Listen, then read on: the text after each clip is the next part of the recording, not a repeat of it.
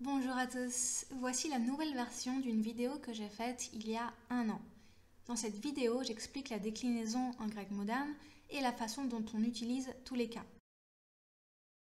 Si vous aviez déjà vu la vidéo originale, vous pouvez d'ores et déjà cliquer sur la croix rouge car je ne dis absolument rien de nouveau. Cette vidéo est en fait destinée aux nouveaux visiteurs de ma chaîne. Si je refais la vidéo, c'est parce que plusieurs d'entre vous se sont plaints du manque de lisibilité de ma présentation. Pour ma défense, quand j'ai fait l'ancienne vidéo, j'étais loin de penser que de nouvelles personnes continueraient à cliquer dessus un an plus tard. Quoi qu'il en soit, cette nouvelle vidéo est donc censée être une version de meilleure qualité que la précédente. J'espère donc que le son et la nouvelle présentation vous conviendront davantage.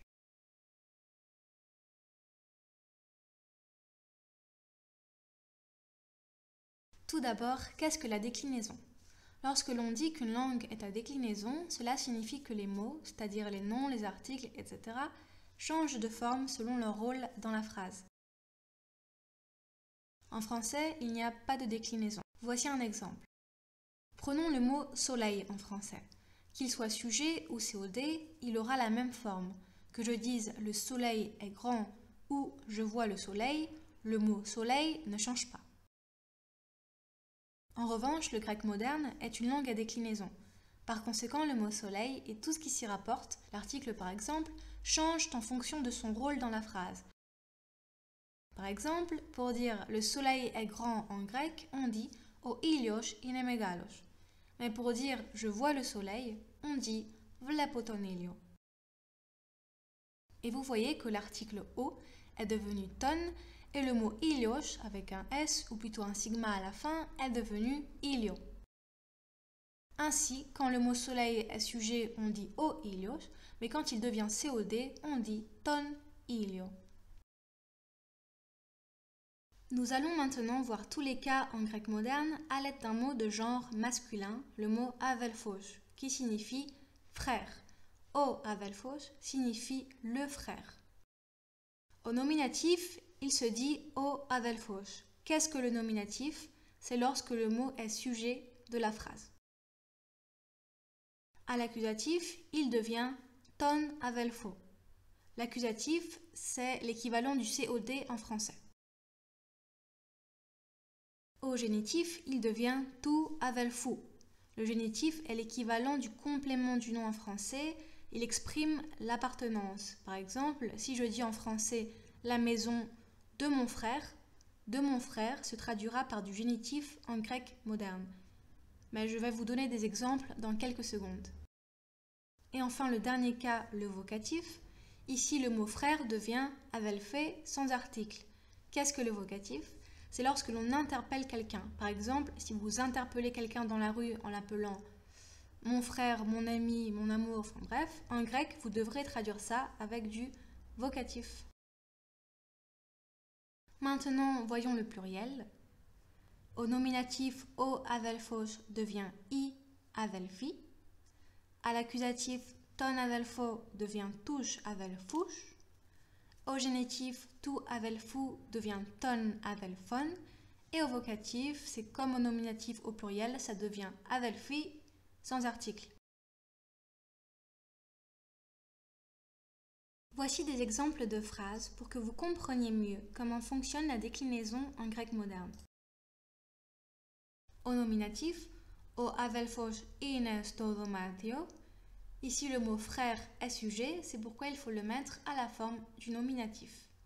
En revanche, dans la deuxième phrase, βλέπω τον αδελφό, ce qui signifie je vois le frère, le mot frère est ici ce qu'on appelle en français un COD.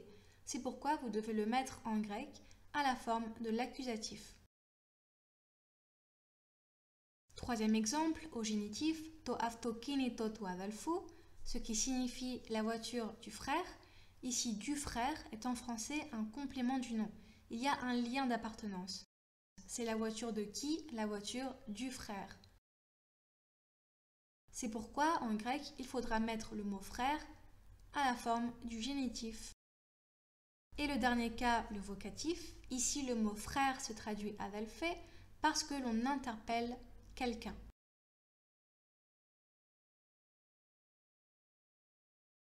Voici maintenant les mêmes phrases, mais au pluriel. Au nominatif, o adelphos devient I adelphi, είναι στο δωμάτιο. À l'accusatif, ton adelpho devient τους adelphous. Je vois les frères, βλέπω τους αδελφούς. Au génitif, του αδελφού devient ton αδελφόν. Το αυτοκίνητο των αδελφών, la voiture des frères. Et au vocatif, αδελφέ devient αδελφοί. Comme au nominatif pluriel, mais sans article. Maintenant, voici les exemples avec un adjectif. L'adjectif homorphos qui signifie beau, joli. Ici, vous allez comprendre pourquoi la déclinaison en grec moderne est particulièrement logique. L'adjectif a ici les mêmes terminaisons que le nom. En tout cas, c'est généralement comme ça. Il y a des exceptions, mais ça, c'est une autre histoire. Bref, vous pouvez voir qu'il suffit de donner les mêmes terminaisons à l'adjectif pour l'accorder. Première phrase, au nominatif, ο όμορφος αδελφός είναι στο δωμάτιο, ce qui signifie le beau, le joli frère est dans la chambre. Vous voyez, l'adjectif a la même terminaison en «och» que le nom. À l'accusatif, βλέπω τον όμορφο αδελφό, ce qui signifie je vois le beau, le joli frère. Ici, exactement comme le nom, l'adjectif a perdu son S ou plutôt son sigma final. Au génitif, το αυτοκίνητο του όμορφου αδελφού, la voiture du beau ou joli frère. Là aussi, les terminaisons sont les mêmes et au vocatif c'est pareil, όμορφε, αδελφέ. Au pluriel, c'est encore la même chose, la terminaison de l'adjectif et du nom est la même. Au nominatif, οι όμορφοι αδελφοί είναι στο δωμάτιο. À l'accusatif, βλέπω τους όμορφους αδελφούς. Au génitif, το αυτοκίνητο των όμορφων αδελφών et au vocatif, όμορφοι αδελφοί, exactement comme au nominatif pluriel sans article.